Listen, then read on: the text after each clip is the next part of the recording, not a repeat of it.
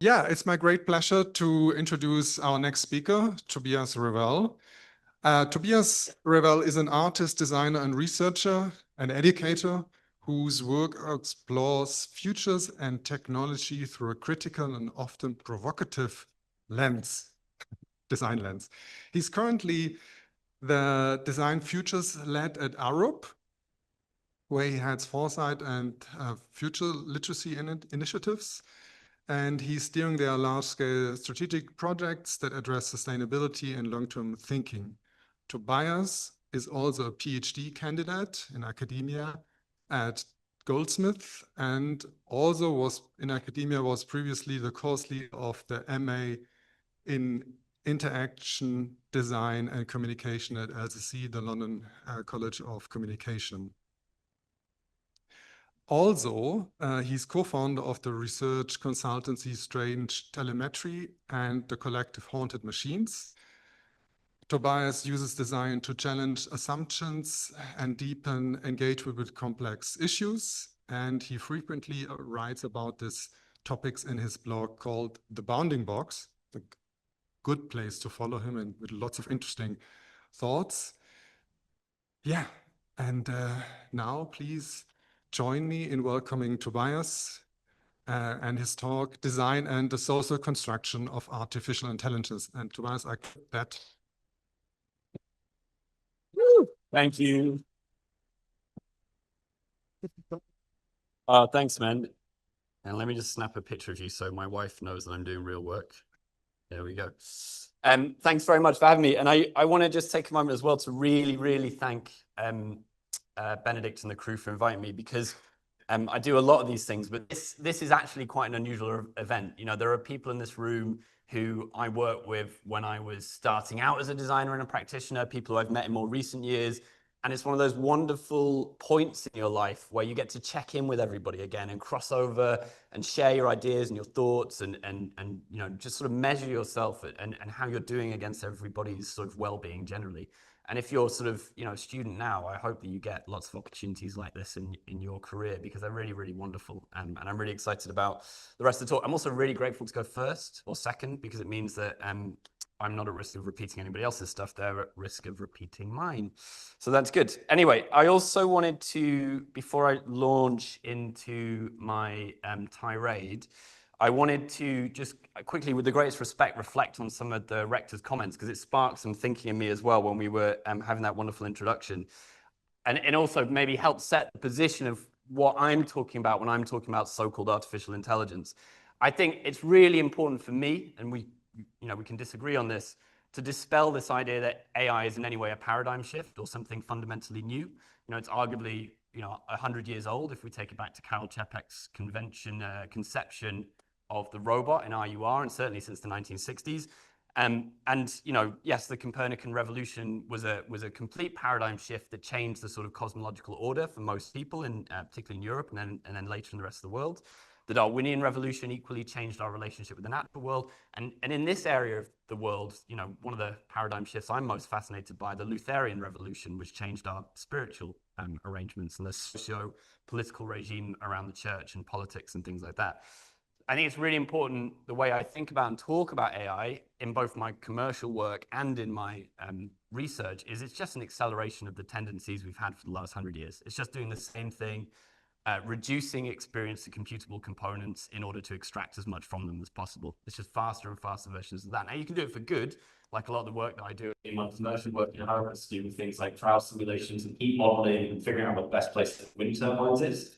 Or, as we shown in a couple of examples, you can use it to sort of extract more value from human activity, if you will. And I was listening to Karen Howell's interview with Ed Zitron this morning at the podcast, and she said something in passing, I can't remember exactly what it was, but it struck something in me which was really interesting, is that the fear and anxiety people experience around AI isn't actually about AI. It's about what people might be willing to do to each other with technology. That's the sort of the root of the fear. It's not about the AI itself. It's about what happens when some people imbue this incredible power without the guardrails to prevent them exploiting other people. And so the question then is this, what do we do about it? And I do think we can control it. All of the things that are in this world of so-called AI are choices. They may be intuitive choices, they may be things that people have sort of gone with their gut or on some preconceptions, but they're things that people have chosen to do, and thus they could have chosen differently, and thus we could help them choose differently. And for me, as an educator, and a researcher, and a practicing designer, that's the unique privilege of design, to help people see those choices, to reveal them, and negotiate and work through alternative options, which is why it's such an interesting epistemological base on which to tackle this question of artificial intelligence. Was mine.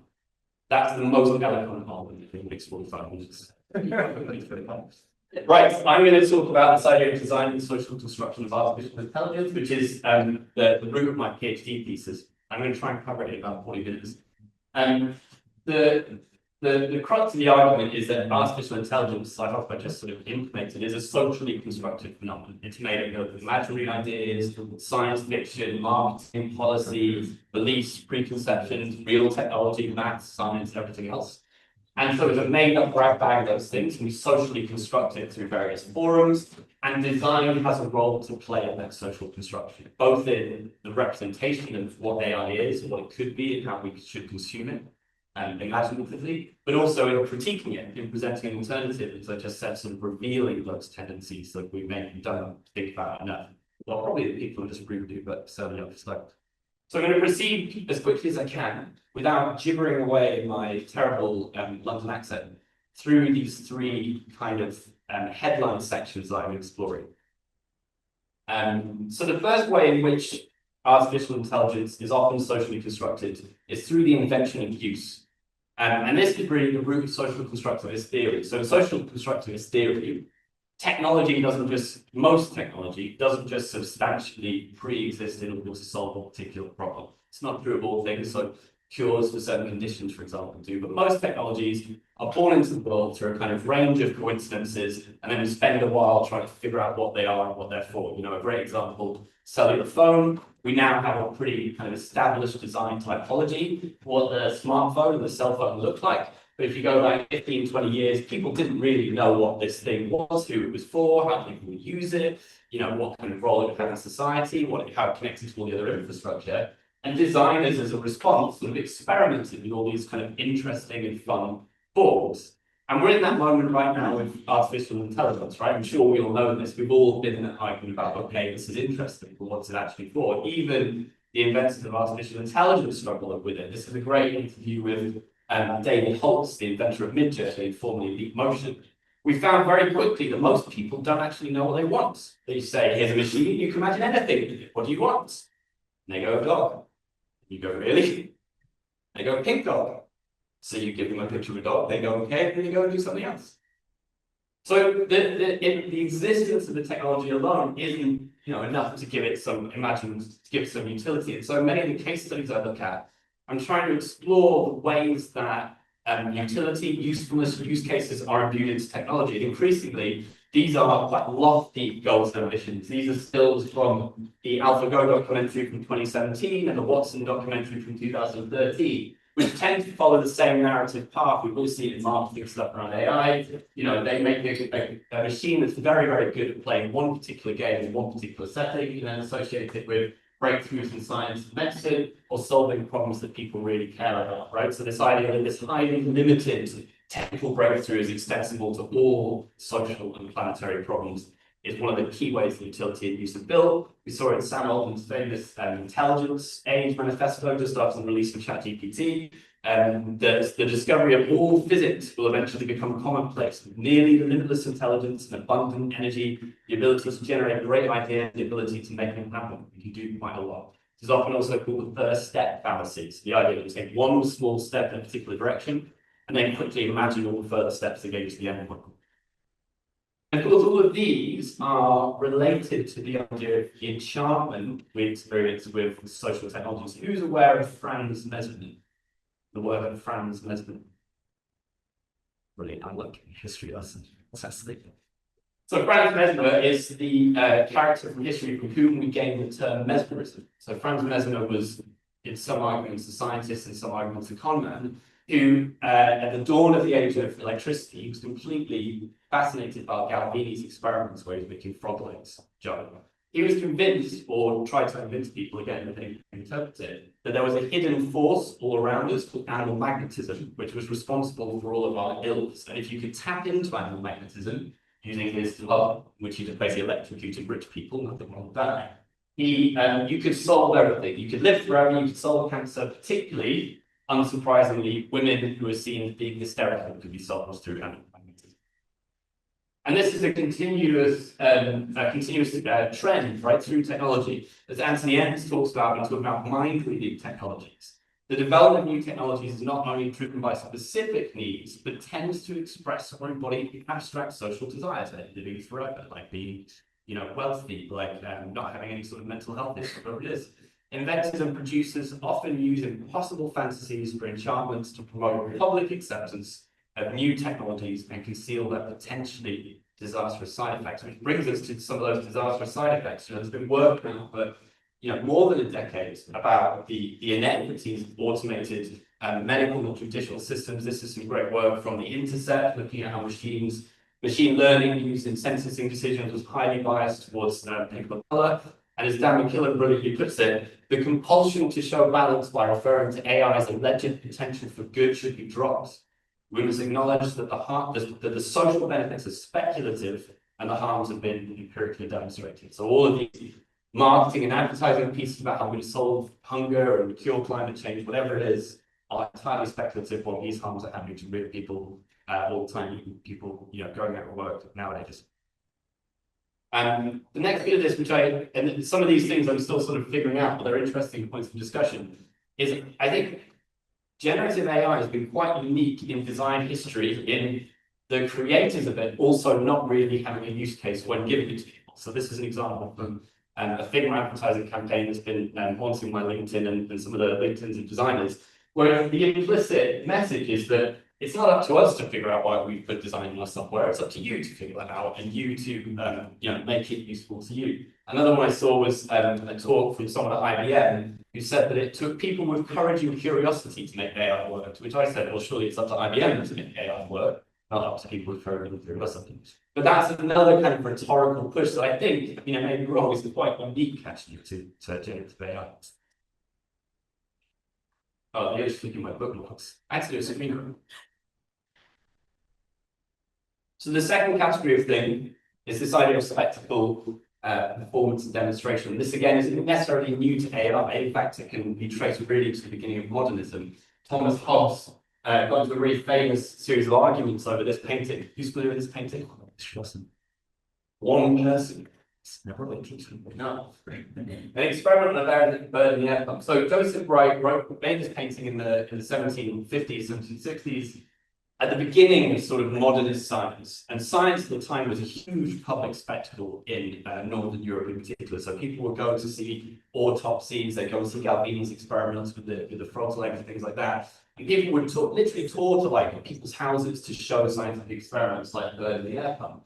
And it was seen and hailed by organizations like the Royal Academy of Science as the kind of democratization of science, right? That people are becoming scientific, it's a period of great enlightenment. But as Hobbes points out, there's an enormous power imbalance in this scenario. The people here have no idea of how to read this experiment. They're not critically equipped with the knowledge of what's actually happening in order to have a reasonable scientific discourse with the experimenter. It's entirely a show, right? It's entirely a display of technical and scientific prowess without the possibility of real scientific discourse. And of course, we see the same thing in artificial intelligence and in fact in any product demo really, if you think about it in the last 10 or so years. This is quite a famous example from last year, Google showcasing the power of Gemini to recognize objects associated with images and abstract concepts and things like that. Incredible breakthrough if true, and after a few weeks of course turned out that the entire video was staged and edited and cut to look like results of scientific experiments. So they made a series of very clever design decisions of doing this, right? They presented it like you might expect to see a video in a high paper or something. Here's experiment 1, here's the control, here's experiment 2. But the whole thing has been edited, and the artificial intelligence's response was entirely fabricated. And A.M. Collins calls these epidictic displays, right? So one-way displays of knowledge, the exhibition of technical virtuosity used by those who have control over the experimental design. And that's really important. That's, I think, one of the key bits where design comes into play, the design of these arenas in which science appears to be being done. So another case study I look at a lot is these sorts of events. There's talk for 90 minutes about games and artificial intelligence. There's such a fascinating lineage in history here. But Gary Kasparov versus IBM's Deep Blue, very famous story where Kasparov was beaten by a chess computer and becomes enamored with the possibilities of technology. Equally, in 2016, Lee Sedol, then the reigning Go champion, beaten by Google's DeepMind. There's lots of stuff going on in these images, in the design, in the framing, in the documentary that Google made about the event afterwards. For one, they're framed in what Bogdan Aronovich would call a trans-historical continuity. DeepMind want you to think about this event when you're seeing this event. They are designed, framed to look the same, they're set up the same, there's players on opposite sides of the table, there's a character who's operating on behalf of the artificial intelligence using the machine as the interface. And the other bit of it is kind of the narrative framing of it. So the AlphaGo documentary, if you haven't seen it, is completely fascinating. It's really good. They frame it as a kind of David and Goliath battle, right? Lee Sedol is always presented from the camera from a low angle as if he's a giant of the field. The Dennis and CB's talks at the beginning of the film about how there are more possible combinations of Go than there are atoms in the universe. The whole thing is sort of extrapolated when, you know, any sort of mildly critical reading would point out that what's really happening is a multi-billion-dollar corporation is beating a Korean man at a game. And then, of course, you know, there's the fact of games itself. Like I said, it's about 90 minutes of material of games themselves. But games are a really great faux scientific benchmark. And even AlphaGo DeepMind admitted in blog posts after the event that actually they really got very little scientific sort of insight from the game and from developing the software. But it builds a lot of attention to the product, right? We know as a public how to read games. We know what the stakes are. And as a benchmark, it's very legible because we either win or you lose. That's it. There's not like a lengthy table with lots of statistics about petaflops and performances and things like that. But as I said, it has very little scientific validity, not necessarily. So Nathan Ensberger has written brilliantly about this, comparing it to genetic scientists working with fruit flies. Computer chess has developed as much as genetics might have if the geneticists had concentrated their efforts starting in 1910 on reading racing fruit flies. We would have some science, but maybe mostly very fast fruit flies. And then there are other types of settings as well. So there's legislative settings, governance settings, where you can sort of frame and stage an imaginary of what artificial intelligence might be. This is a quite famous event that happened in October 22 in the UK Houses of Parliament, a select committee on the future of creativity and digital art, where Ada Meller brought along Ada, claimed to be the world's first AI artist, to the hearing to give testimony for about 20 minutes or so. The whole thing's on YouTube. It's really, really fascinating for a bunch of reasons. But there's a huge amount, again, going on in design terms of this setting. So who are the players? There's Aidan Meller. He basically goes around to like Basel and Miami showcasing his machine and talking about how amazing it is. The company that made this are a Cornish animatronics company. So they make like puppet dinosaurs for films and things like that. Some fascinating transcripts of their back and forth with Aidan Meller, where he's saying, can you make me an AI robot? And they imagine, oh, you want like an arm with multiple levels of articulation? And then he says, no, I want it to look like a person. They're like, well, why? It's not a very good design for an artist. There's a lot of stuff going on that's nothing to do with making art. You don't need it. And then there's the UK government. So a few months after this, the UK government released the AI strategy, co-authored by renowned politicians, Nadine Dorris of Westport 10, great reputation both of them have. And then there's the whole staging of the thing itself. Ada presents as female, as most of these machines do. Sophia's the other famous one that was granted Qatari citizenship recently. But in this setting, they've chosen to represent Ada as like a juvenile. You know, it's in dungarees, it's in a shirt, it's got a bob haircut. There are other settings like Miami Art Fair and things like that, where it's presented in a lot more sort of powerful and feminine posture, where a ball gown. Its arms are uncovered, which it doesn't have to have. So again, in other settings, its arms are covered with latex wrap in the same way as its face and neck are. And Lucy Subman would probably say that's to build empathy towards it. It's well known that humans are more forgiving machines that display works in progress, that they're not quite finished, and they are things that aren't finished. And then there's the fact of the thing itself. Ada, they were so worried that it wouldn't work as a machine learning system, as a natural language processor, as it was called at the time, that they actually just pre-recorded all the answers that Ada gave. So it wasn't even working as an AI in the setting, it was effectively a glorified humanoid tape recorder, which was playing stuff back. And it did some really fascinating things, like its eyes drifted and it got broken and it got distracted. And one of the most fascinating kind of effects of it is that the legislators, so these quite, established people, really smart, intellectual folks, began by referring to it as the machine. And then very quickly, after about 5 minutes, slips into her, she, asking about its feelings, when its eyes start drifting, is she all right, etc., etc. So the simple design choices there had a profound effect on the interaction, how it was perceived, and most importantly, how the press perceived it, right? Because really, this isn't for legislation, it's for press coverage. That's what's wanted by all of the parties involved.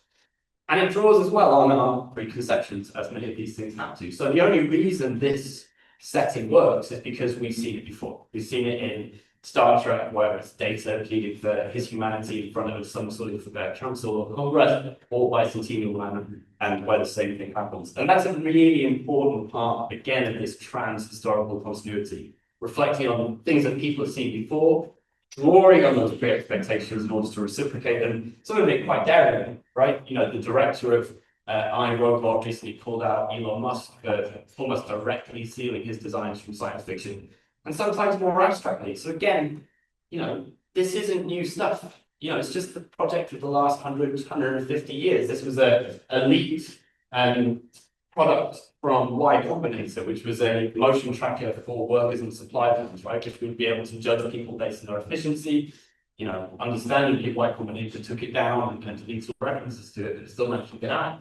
No different to the tiny motion studies of Franklin and Gilbreth in the 1920s, where they were trying to optimize and control the physical movements of people making armaments in countries. So again, part of this long continuity of what you need.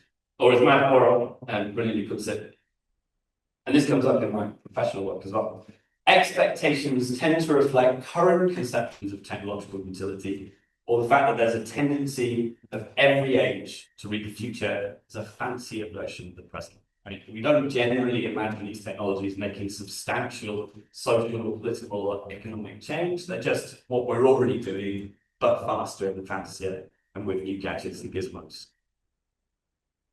And so the third sort of set of strategies or concepts around which social construction of AI happens are these ideas of enchantment, the uncanny, and the sublime. So enchantment being this established kind of understanding of the way that people might look at great works of art or religious artwork and feel that it has some spiritual or more than human qualities to it. The uncanny experience we've all had with machines, and then sublime, which is mostly the sort of experience and perception of scale, things that go beyond human comprehension.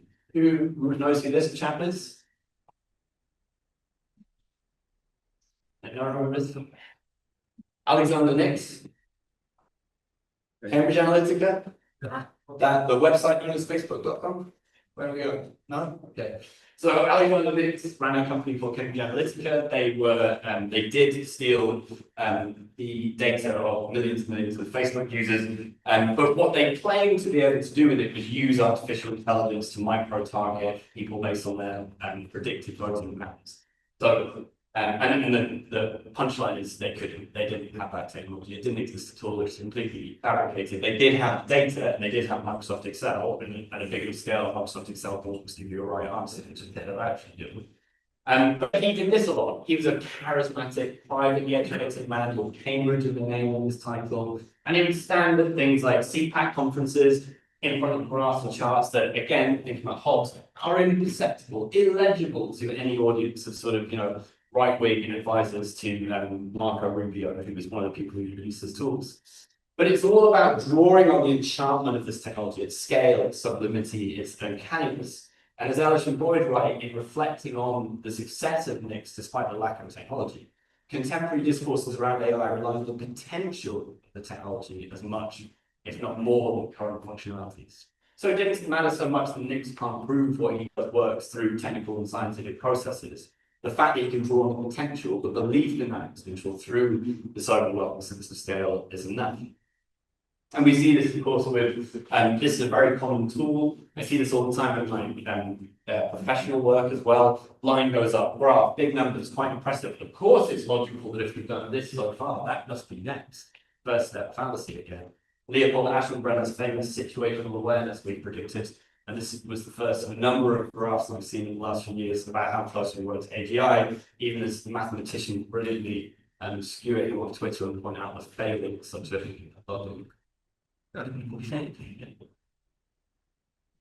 But interestingly, I think a thing I've seen recently, and again, it's not something that I've had time yet to properly think about, is these graphs are often accompanied by these kind of manifesto-like artifacts. I'm sure you've seen at least one of these. So situational awareness, which Leopold Aschenbrenner's one, and Dario Abadai wrote Machines of Loving Grace from the anthropic perspective. And then more recently, there was an AI 2027 that came out at the beginning of this year from a group of sort of futurists and tech people who claim to have a historical record with prediction. There's something particularly unique again about the use of these long form, multi-10,000 word pieces of text to sort of set out a future vision and a story and convince people of it. They're incredibly viral. They attract a lot of press coverage. All of these people are on podcasts very shortly after they publish these things. There's a new one out a few weeks ago called AI 2041. It's an extension of AI 2027. They also, I mean, I can read this one quite well because it's very much using language of foresight and forecasting. They draw on things like, you know, if, again, the line has done this so far, then surely by 2026 it's going to do that, and that is evidence that I'm therefore going to be correct. And then there's also the design of them again. Why are they all in serif fonts as if they've got some incredible political weight that they have in off-white colours? You know, the grandiose language to them. There's a kind of prophetic tendency to these people. What's it called? The prophetic perfect tense is this language that's used when you're assuring people of a future that's already happened. It's a brilliant thing. Look it up on Wikipedia, the prophetic perfect tense. It's what the Bible is really. And they create this sense of inevitability, right? None of these people are raising uncertainty. AI 2027 presents two different scenarios, but it does it with a high degree of certainty. They're not opening questions. They're trying to foreclose potential directions for development. And Sun Ha Hong has commented on this inevitability. The wider faith in an inevitably smart future helps shake off each self-driving car crash, each instance of racial discrimination through facial recognition as mere stepping stones on a predestined path. And Lucy Suckman, again, calling Lucy Suckman into the room, calls this promissory rhetorics. Yeah, it's not working now. Yeah, there's all these problems, but it's going to be amazing. We're going to solve all those things, and it's going to be perfect. And that, again, reinstates this idea of inevitability. And it's really hard when you're talking to people about AI in particular to get past this idea that it's inevitable, it's already here, it substantially exists, it's autonomous, and we can't do anything about it. And I do love to point out that, you know, in 1992, this lovely chap, Ian Wilmot, cloned the first sheep mammal, and went, great, we're ready for humans. And literally everyone went, no, let's not do that. Let's stop. Here, this is enough. We'll just cancel that. So nothing is inevitable. Again, we had, you know, zeppelins and airships for ages in the 1930s, and then they kept crashing. Well, let's just not do it. Just put them down. It's a bit dangerous. So you can change things. Again, it doesn't have to be inevitable. You can look at it by the choice of refusal, the choice to not do things. There's a great paper by David Green and some co-authors where they studied about 220 different ethical frameworks and guidelines of artificial intelligence in different organizations. And he writes, it is taken for given that AI and machine learning technologies are A, coming, and B, will replace a broad swathe of human jobs and decisions. Consequently, ethical debate is largely limited to appropriate design and implementation, not whether those systems should be built in the first place.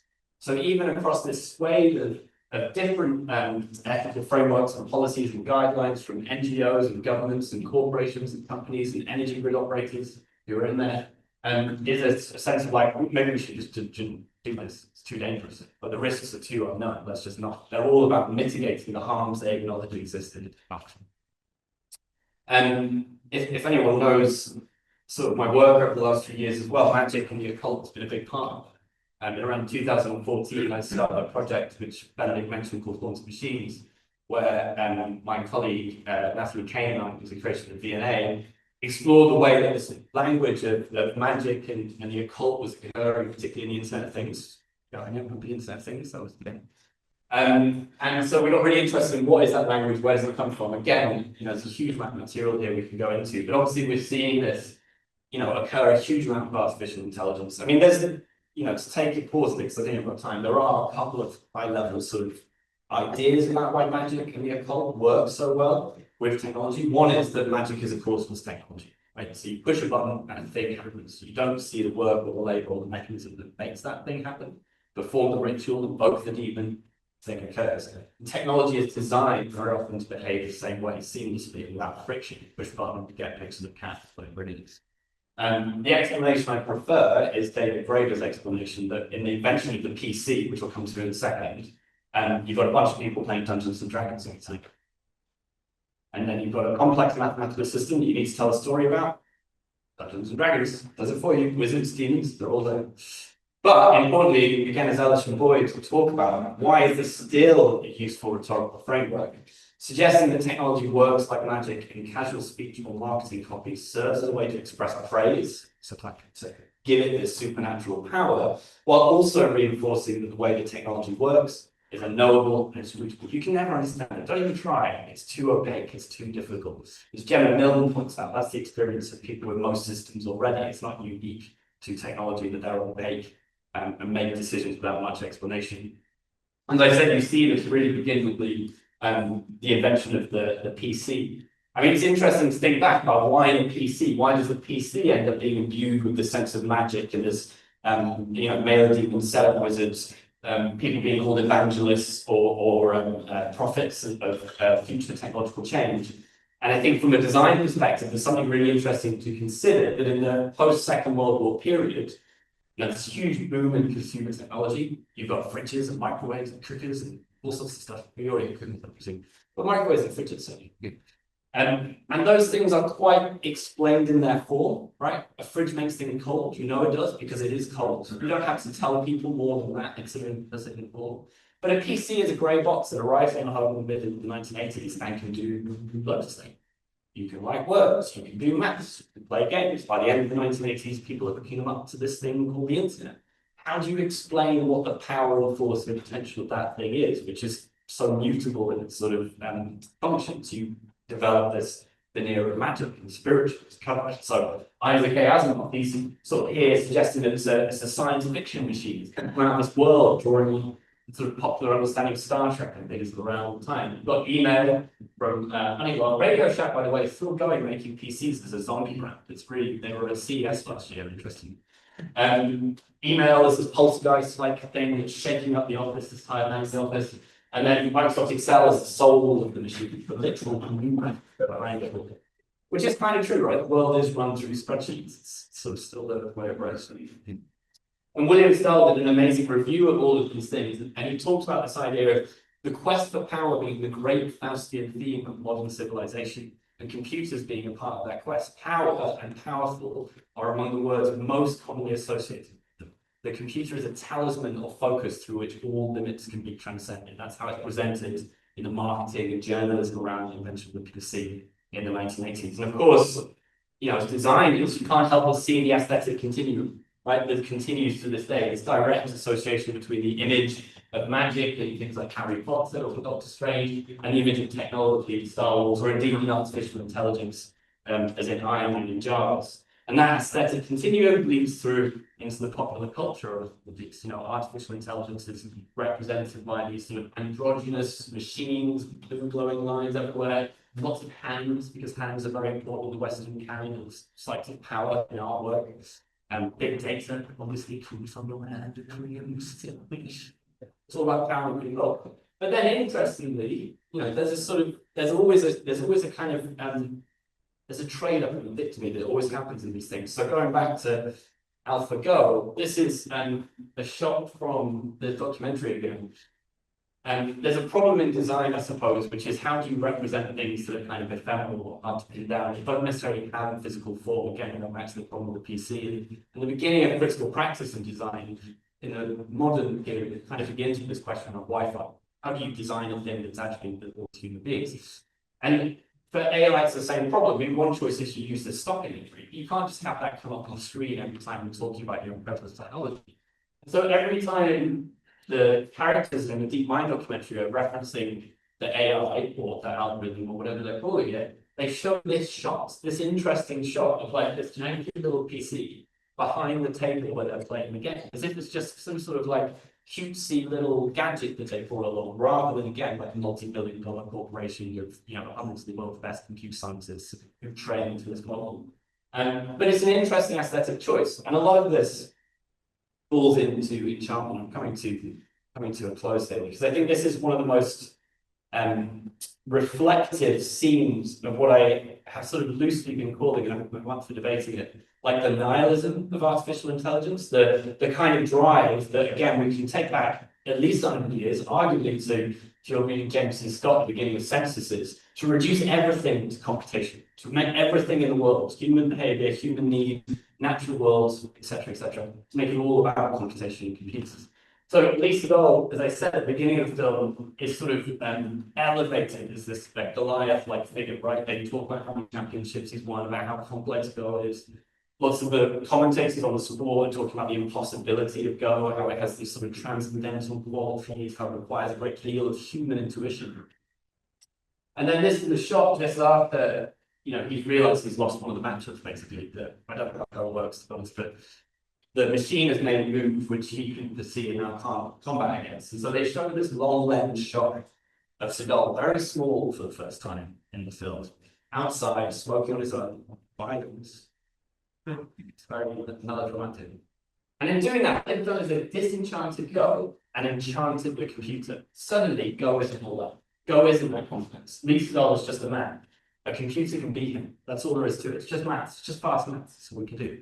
And then at the end, again, we re-enchanted the machine. So this is one of the advisors who worked on it, forgot his name, talking about how he now has this new enlightening sense of the world by watching this machine beat Lee Sedol at Go. So this idea that there's a question, I guess, about why go after games, why go after art, why go after writing, why go after music. Those things are benchmarks. They are useful benchmarks of things that might otherwise be intangible. But I suspect you choose those benchmarks because you want to prove that they are computable, that there's nothing gestalt about them. There's nothing more than the sum of their parts. And that's kind of a tragedy. I really enjoyed Elise's talk, because I think, going back to my comment about paradigm shifts, I don't think it applies to paradigm shifts. I think regenerative design shift, because it's a reordering of the socio-technical regime, right? Everything has to change to do that. The way we consume, make, produce, maintain, care. AI is just the tendency of what we already have. And so I put in this amazing quote that I often go back to from Sasha Posen. Within the notion of the miraculous, another cognitive effect is nested.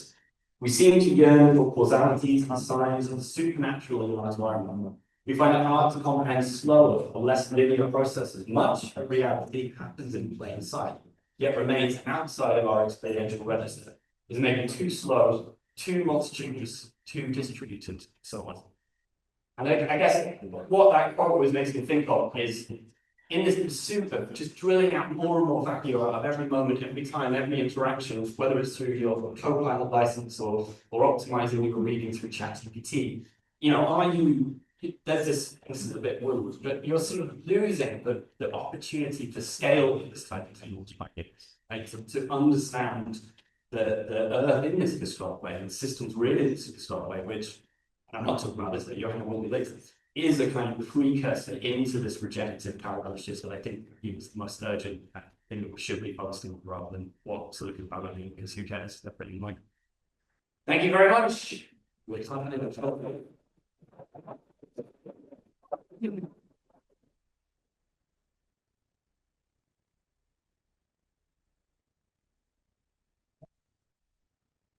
Yeah, Tobias, many thanks for the talk.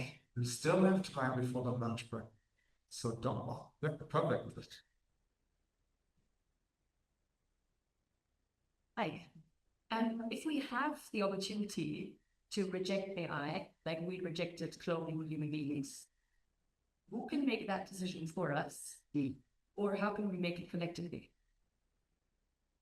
I mean, that's such a question. There's like policy and regulation. Without my government could choose if the uncertain to right to regulate a different way. there's been a recent debate in the UK around the use of intellectual property of the trainer models, which is happening in a lot of countries. I think if the arts in the UK had a collective political bargaining power, which they talking about, then it would have been a very different debate than designers, film studios, musicians, artists, all having different perspectives and not really coming together. So there's that refusal. I'm always inspired by, I can't remember the exact story, but there was it's quite a famous story. It's so famous I can't remember it, of an arms manufacturer in the north of England. So like a lot of the so-called developed world, they were facing closure as the company could manufacture in other places. And they were going to shut in and all the people were going to lose their jobs. And then the workers got together and produced a proposal of how they could transition the factory from designing weapons to designing components for wind turbines, using the same machines and the same jigs and the same technology. So it wasn't so much a rejection of the change, but a saying we can still do this, we can still be economically valuable in the terms that you need, but we can do something that's for good, right? And is it our manufacturing weapons anymore? Is doing something also that's unique to the UK, which is that retech, which was if you invested in money, right? So, I'm obviously being quite, rhetorical. It may not be rejection, it may be like, let's just do this a different way. It's a bit better, whatever terms it is. And that could also be organizationally. I think the other, it's another tendency that I didn't talk about. Did any of you see that story of the guy who invented a journalism company, ChatGPT, and sexually harassed me? See, it's so ludicrous. So it's this, I can't remember his name. He was like a wealthy former newspaper manager and editor, and then he retired, but he was like really into ChatGPT. So he invented, a news team, and then the story was that he proceeded to sexually harass one of the, generative AI news team people, which was appalling. But what was really interesting is he was, when you read his writing, he was completely driven by the fear of missing out, even though he's at the end of his career and we saw start. He's so scared of missing that bubble. And I think that's quite a motivator for people. It's like the fear of being like, well, this thing, even though no one really knows what it is. And so, if it's not a refusal, it's what's the benefit of this? What's the possible benefit? Klarna, another example, Klarna just rolled back their AI things. They realized they destroyed their brand, so they could fire and make it turn into the AI agent. So there are indicators of what this starts to look like in the next few years.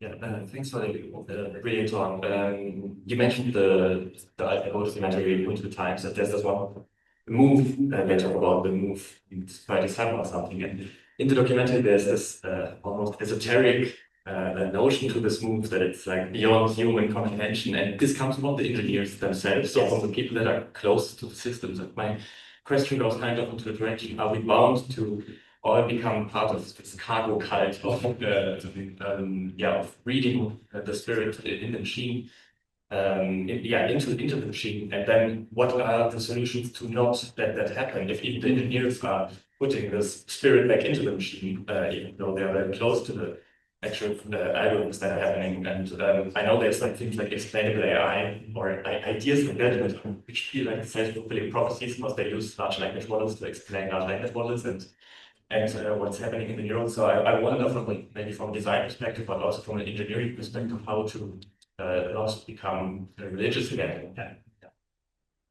Well, there's a straightforward answer, and there's great work I've gone through something with my friends and colleagues here who are looking at things like justification, speculation, as ways of having those conversations around AI systems, particularly with design students trying to work with them. I mean, the thing that I come to a lot, and I talk about with like leaders in my workplace, is if you could look at it from a distance and say that's just advanced maths, right? Even if you don't understand it, if you can reasonably say, I can understand how that could be maths, then it's probably just maths.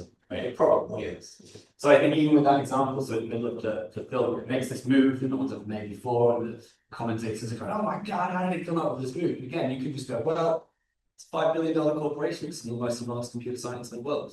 It's just maths. Yeah, and I think that's sort of the internal strategy is, can you look at it as say, is it just maths? And if it is just maths, then it probably is then just a lot of maths. And again, like thinking about the AI, for example, part of the problem is that and I was talking to some folks about this before, it is unfortunately well documented that human beings will tend to anthropomorphize anything new first until they have access to better information.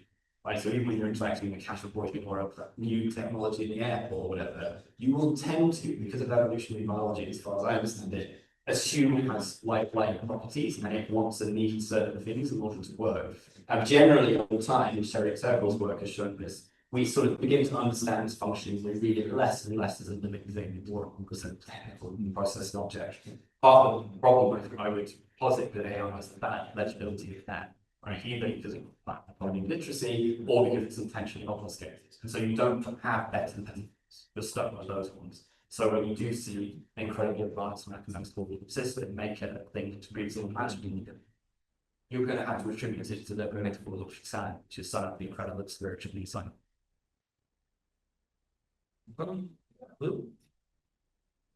First of all, thank you. It was a great presentation. And yeah, I don't know, I halfway forgot my question again, but just made me think that for me, kind of these so-called foundation models, I mean, this is kind of the stuff that we encounter as AI. Obviously, there's lots of other elements to that. But to me, like these models kind of, they seem like, I don't know, like automated agents of austerity in some way. And so kind of they're like a kind of an algorithmic and epistemological austerity that centralizes things, that like makes them devoid of process and everything, but makes them quantifiable and capitalizable, and the outcome is kind of good enough.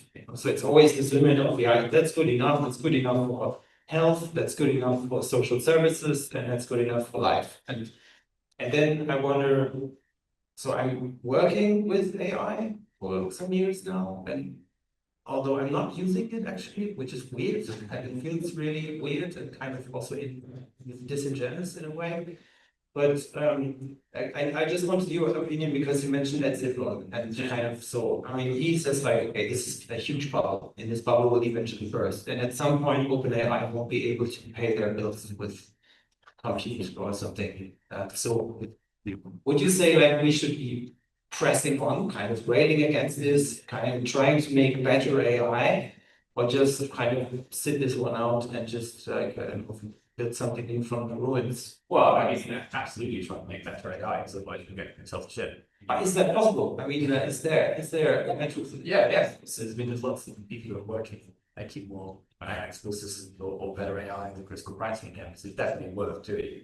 Eric and I had the same conversation about Zitra on the train, and I think I described it as a bubble with a surface tension that's too strong, right? So the tragedy is that people have been waiting for not the tragedy maybe, but people have been waiting for this technology for about 60 or 70 years. And so in a way, the sort of organizational cultures that people are paying for it are preset to accept it into them and adjust accordingly, right? So being happy with just good enough, or adjusting, working with, if you're a big organization working with a generative AI system in your operation and enterprise software, for example, adapting around being good enough, because you sort of culturally less than just being a thing. It's not like, and I think you're saying, Eric, I think a bit of that is because it does have genuine utility. Now that utility offsets other things.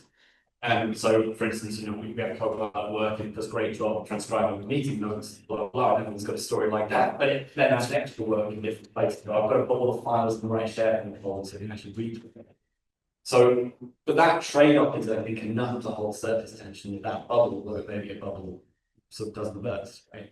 I mean, there was even Apple, who normally are incredibly tight-lipped, as we know, and hands-off about technological hype, are trying to talk about this thing, the 85%. They built their brand on everything working 100% of the time. That's the Apple thing. It just works. It works like magic, is their original phrase at the iPhone. What happens to people that put setting that alarms using a generative AI? I'm not going to say, hey Siri, just because I'm fine my gloves. Using a generative AI Siri and saying, set me an alarm for 8 a.m. and it goes, okay, and it sets an alarm for 8 for this for 2, because it's right on 85% of the time. And even the rest of the time.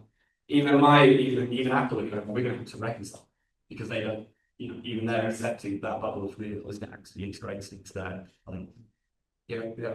Then maybe just because that was the part that I thought, that maybe a significant part of making better AI lies outside of making AI, right? So it's about politics, it's about social organization, labor organization, all these things that changing politics that eventually produce AI in that form that it is 100%. Yes, absolutely. Yeah, entirely. And lots of great and critical scholars in indigenous AI practices, slow AI methodology, and that thing.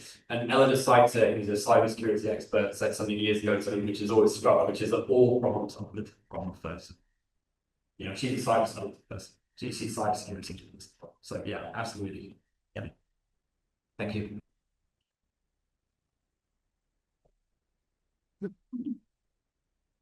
So when I think of AI, I'm thinking of a lot about how workers might be replaced.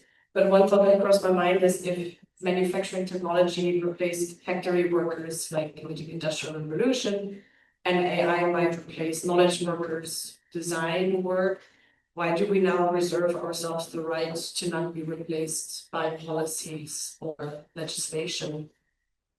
So what do you, sorry, just you expand a bit. So let's say that AI might replace certain parts of work that we do as computer knowledge workers. And now we of course want to work towards policies that we might get replaced, kind of stop, say like, let's go until here and the rest we want to still do with humans. But in the Industrial Revolution, machines also replaced factory workers and no one gave a F back then. So why is there a difference now and how do we place ourselves above them in some way? Because it's kind of a privileged position. Oh, yes. Yeah. I mean, that's definitely a part of it, right? Is that there's a, you know, even when there's really interesting discourse at the moment in the UK, workers are, right? We've got a left-wing party, the Labour Party, and they refer to a lot of policy of like making Britain work with workers. It's like by doing that, you're sort of making a value judgment about what's considered valuable work and what isn't. And I sort of disagree, but there wasn't objection in the Industrial Revolution, but the Luddites, probably the most famous protest would be saboteurs through the French floors, the machines, the sapper. You know, there was always resistance, but then there's always a trade-off, right? So one of the arguments of the Industrial Revolution is an amazing book called Pandemonium, which is first ever accounts of the Industrial Revolution, and it's like people's diary entries and things, and it was fucking horrible. Like it was child labor, it was people who couldn't get a cotton out of their hair because there was so much of it around, you know, degradation, you know, like food poverty, pollution, sickness, cholera, people urbanizing, it was horrible. And so one of the arguments from the people proposing machines was it will improve human well-being, right? So it will reduce the labor emphasis on people. We see the same thing in oh yeah, once more AI, we'll be able to do things really, you know, you'll no longer have to work, you'll be able to pursue your own leisure, right? Of course not. But you know, similarly, if you read those two things in parallel through the same lens, right, it's undoubtable that advances in human, but it's arguable that advances in industrial technology improve human well-being alongside advances in medical and public health technology. What, you know, we're not going to be, I don't think we'll be living in some post-work utopia by the end of the century, for example, but what would generously be the tangible benefits of other things that do open access to stuff? So for some people talk about like democratization and creativity. Not convinced myself around the idea of democratization and creativity. Rachel Colvin says democratization sounds a lot like democracy, but doesn't look anything like it, for example. But yeah, there's something there about what are the tangible benefits. So for example, going off piece for I do Arup, the company I work at, a lot of the work we do is on energy, decentralized energy grids and green energy grids. And incredibly difficult to manage with the resources that national energy operators tend to have on their fingertips because it's like 16 people in a control room trying to make sure that when people go home to plug their electric vehicles into charge, they don't crash the grid. They're so excited about the potential of AI to drive the uptake of green technology because it would lower the barriers to entry, it would make predictive costing a lot more effective, it would stop the sort of the monopoly that like gas providers currently have in the UK where they can charge whatever they like because they know the grid's so unpredictable. So, you know, I always look for those little beacons of like, oh yeah, that could genuinely be better through this technology. Even if, you know, I'm recently thinking of as not what might be better. One. I mean, we're actually changing out. There's a short talk about that. Okay, cool.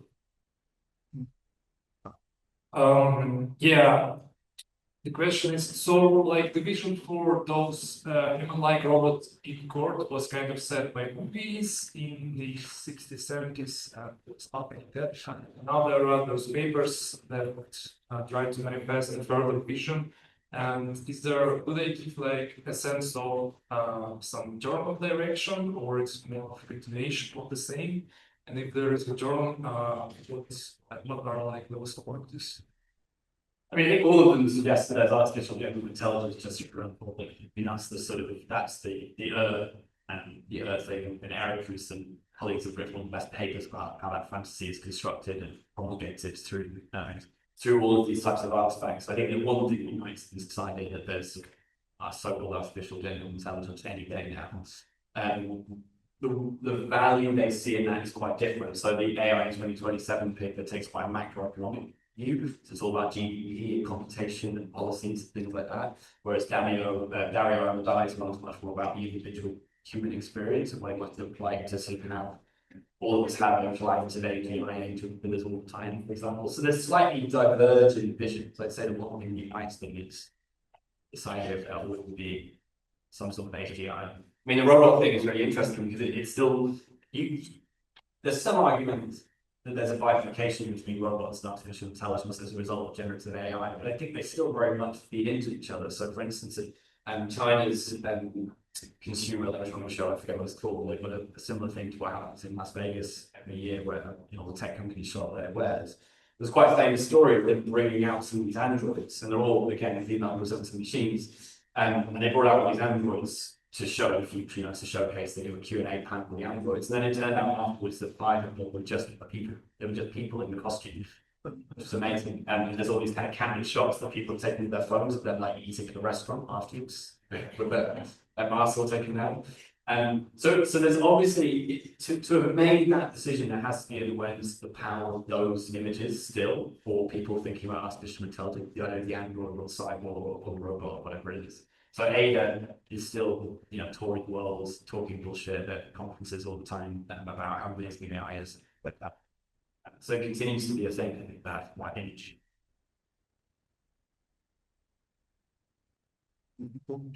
We theoretically could do one more. 3, 2, 1. Last. There's one. So maybe thank you very much. So you haven't mentioned manipulation. I would find it interesting to hear a word about manipulation and maybe intentionality. So what our consciousness, so conscious decisions about daily life as individuals dealing with AI. Yes. So in this sense, intentionality and manipulation, how do we deal with that? So the question, how do we as users deal with manipulation and something like that? I mean, that's so I mentioned Gemma Mill, for example. So Gemma Mill talks about the idea of artificial intelligence. It says that the idea of artificial intelligence is a unique sort of threat to our information ecosystems. Manipulation is kind of misreading. She says that's always, it's always been the case. There have always been opaque systems of control that direct people towards certain behaviors, restrict them from others. Bureaucracies, tax offices, HR departments, IT departments, whatever they are, just as important. And so I don't have a very well thought through answer. It's not something I've really addressed in my research, but my gut would be it's the same mechanisms, right? It's the same mechanisms of critical inquiry. I mentioned at the beginning, design some unique capability to identify where the levers in the system are to drive change, to identify where things might be different. There's lots of research I'm doing at the moment around chatbots might be designed to be manipulative, could intentionally be designed to be manipulative, but most of the time, that's just a second order artifact to design them to be engaging. So they're designed to be things that people want to work with, want to talk to. But a side effect of that is they're more manipulative. So for instance, you might talk to ChatGPT and say, and it might express feelings, right? Or similarly with your feelings, which are impossible for it to do. But in doing so, you are forcing to the perception that you're having a this conversation and you're being more free with your feelings, which can be potentially very disastrous. And real life examples of people committing suicide as a result. So there's some critical literacy there, but I guess to go back to that Gemma Mill point, and I haven't studied this stuff, I don't know that that's a different literacy to working with any large system or organization.